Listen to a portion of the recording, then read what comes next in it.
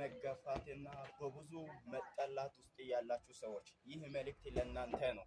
የእግዚአብሔር ቃል ሲናገር ዘፍጥረት ምዕራፍ 27 ከቁጥር 31 ላይ እግዚአብሔርም ልያ እንደተጠላች ባየ ጊዜ ማኅፀኗን ከፈተላት ይላል። ልያን ያዕቆብ ጠልቷታል። ልያን ያዕቆብ አልፈለጋትም። ራሔልን ነው እንጂ ያዕቆብ የፈለጋት ልያትን አልፈለጋትም።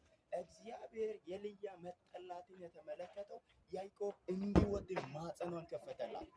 በብዙ በሰዎቹ ብትጠሉ፣ በብዙ ሰዎቹ ብትገፉ፣ እግዚአብሔር ግን የምትወደዱበትን በር ይከፍታል።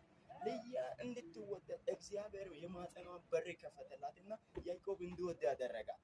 በዚህ ዓመት በተለያየ ነገር እየተገፋችሁ ያላችሁ፣ በተለያየ ነገር እየተሰደዳችሁ ያላችሁ ይህ መልእክት ለእናንተ ነው። በኮመንት ሴክሽን ላይ አሜን ብላችሁ ተቀበሉ። እግዚአብሔር አምላክ በዚህ ዓመት በኢየሱስ ስም ትታሰባላችሁ።